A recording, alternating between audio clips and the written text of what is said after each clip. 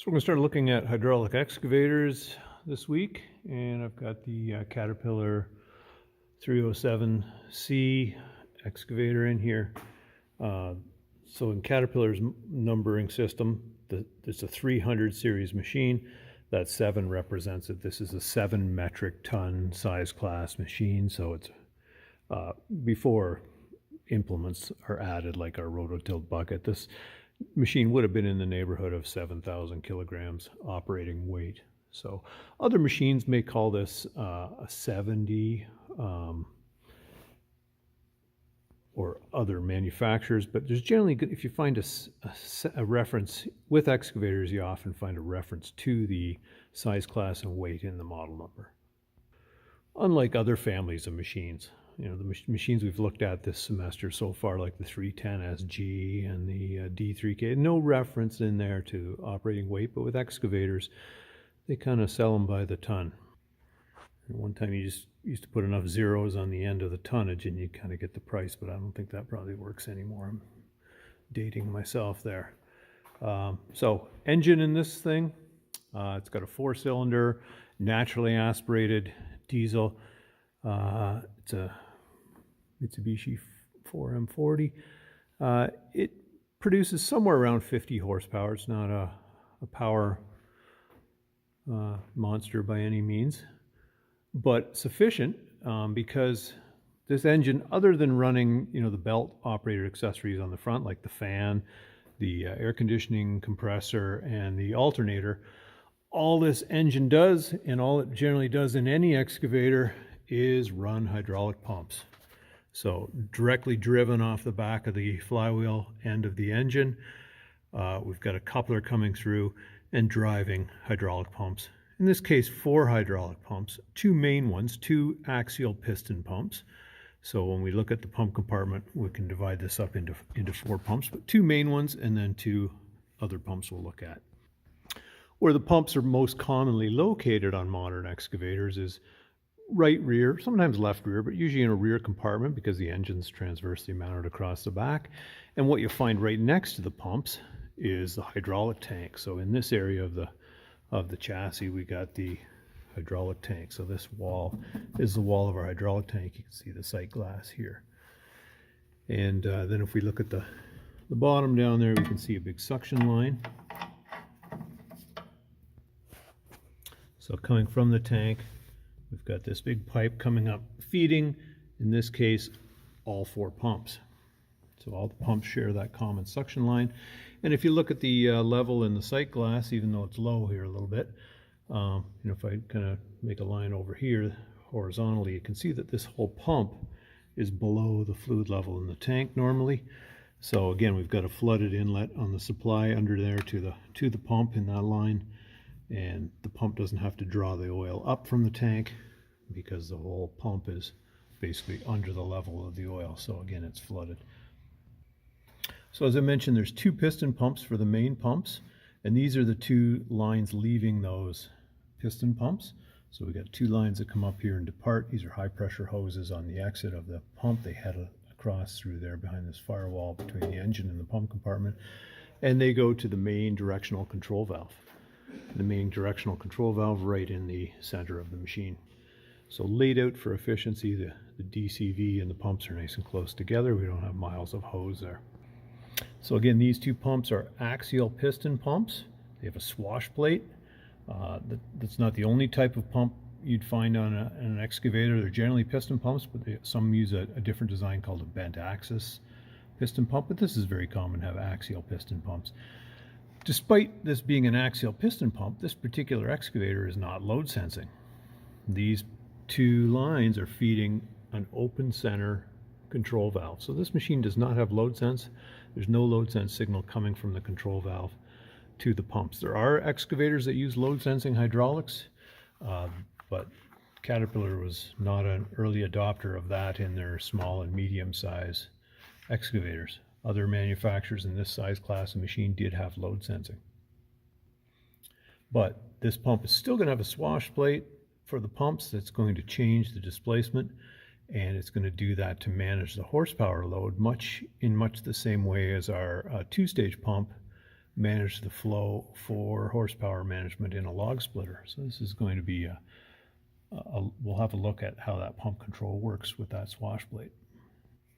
So tandemly mounted on the back of the piston pumps, we've got 2 gear pumps on this machine. Now, some excavators you might find 1 gear pump, some you might find 2 like this. The one here closest to the piston pumps, this one has its own suction line connecting to the main suction line, drawing oil in, and then the discharge is here. We've got a pressure tap at the discharge. This is a gear pump that has a discharge line that feeds down underneath here. So discharge line comes off here and just runs down to a single spool DCV down here, pilot operated DCV. This is a directional control valve for the blade. So not all 307s would be equipped with a blade, but this particular one is. So because that is an option or an addition to the machine, the way Caterpillar connects that and plumbs it up is they add a gear pump between the main pump and this other gear pump. And so this is an optional blade pump, and it's feeding the control valve, which sits here in the pump compartment, and the work port lines leaving this here and here run to that blade cylinder ultimately. And then we've got again the supply coming in here, and then a connection back to tank off the other end. Connection back to tank is this hose here. So this runs up and runs right into the main return to the filter housing. So 2 main pumps are going to run stick, boom, bucket, swing, and travel, and even the offset boom. So all the hydraulic functions are basically going to run off these 2 main lines. Blade has its own pump. And then this gear pump on the very back here, tandemly mounted again at the end of this drive. Everything here driven at engine speed, directly driven. This is another gear pump. This is our pilot pump. So this is going to feed our pilot hydraulic system, our joysticks and travel pedals in the cab. Also, pilot on an excavator is going to have some other functions like releasing swing brakes and operating 2-speed displacement control and the travel motors, etc. But this is our pilot pump, a gear type pump.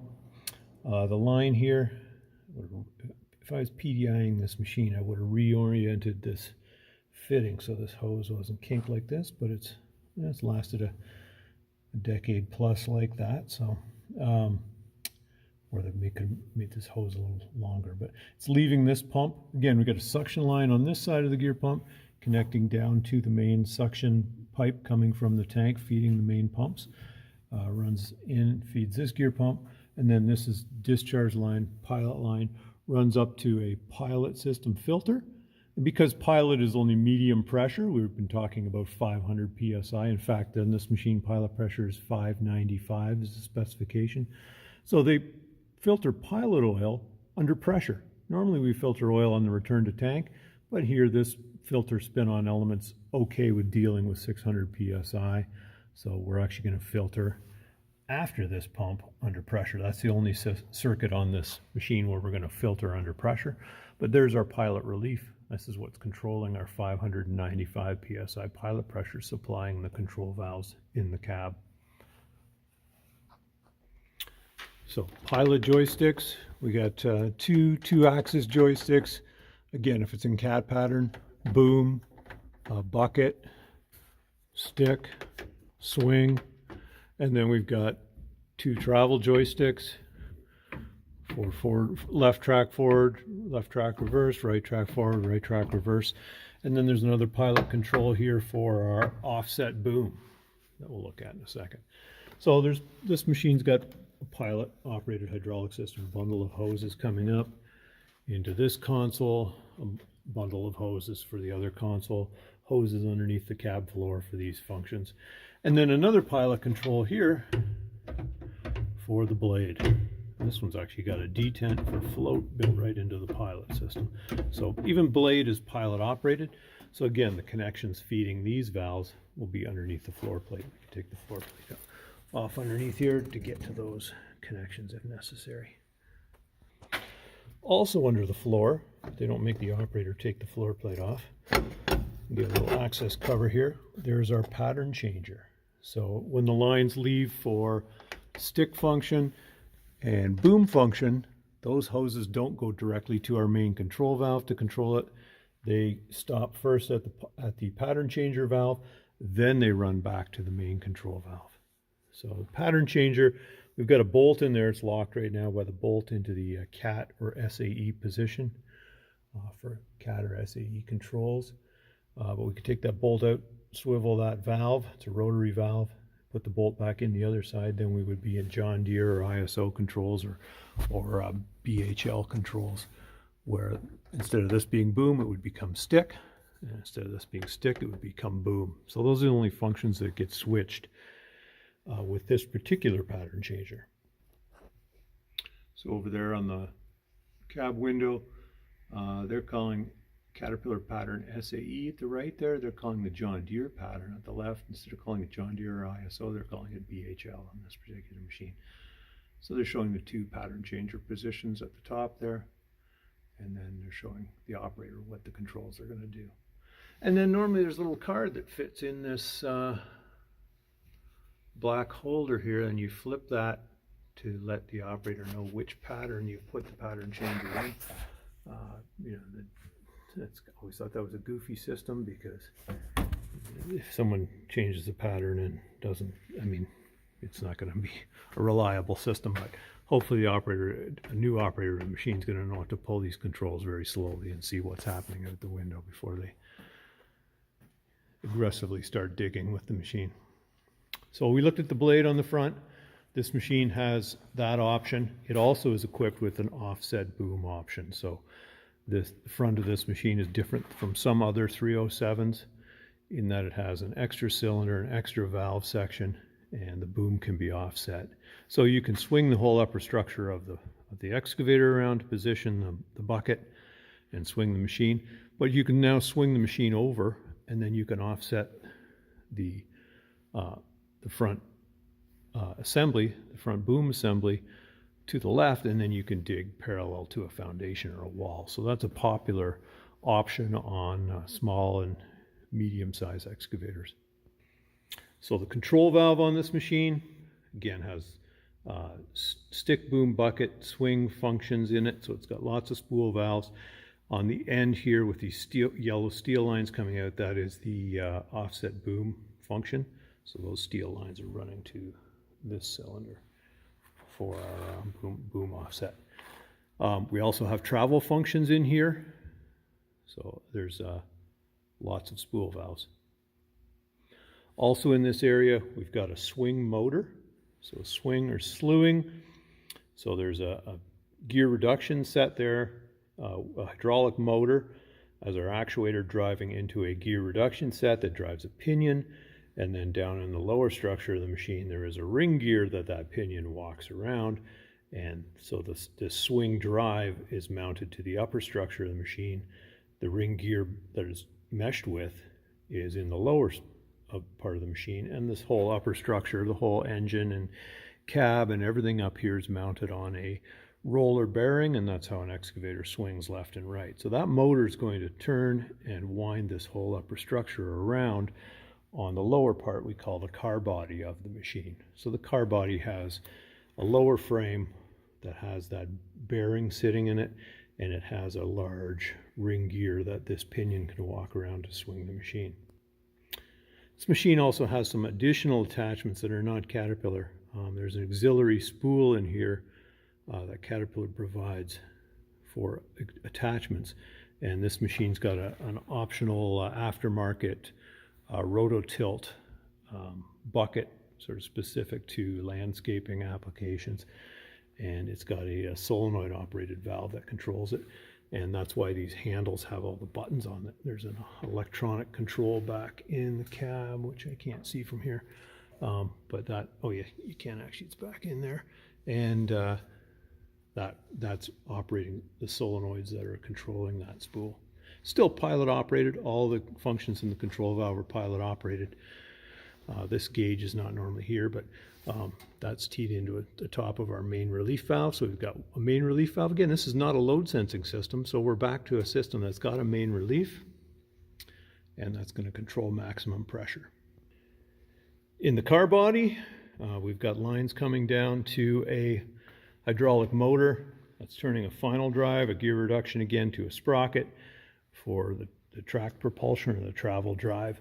So there's a hydraulic motor underneath this cover, and in there, and the lines coming through the car body, sort of an X-shaped car body, lines come through it to a hydraulic motor. That's a 2-speed axial piston motor, so it's also got a swash plate that can move to change the displacement of the motor. So when the motor has a large displacement, we're in low speed. If the motor's got a small displacement, we're in high speed. Opposite of what you might think if you're thinking of pumps. So 2-speed axial motor for driving the right track, another 2-speed axial piston motor for driving the left track into its final drive. So there are lines coming down here. So these motors are fed hydraulically. Each motor has its own spool in that main control valve we were just looking at.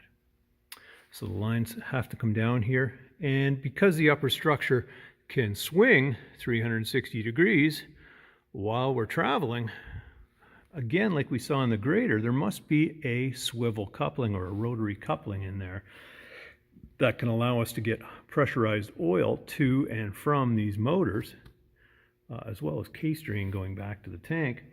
We have to get that, through a continuous system that connects it to the control valve and connects the drains back to tank. So there is a swivel or a rotary coupling right in the center of the machine, and that is right here.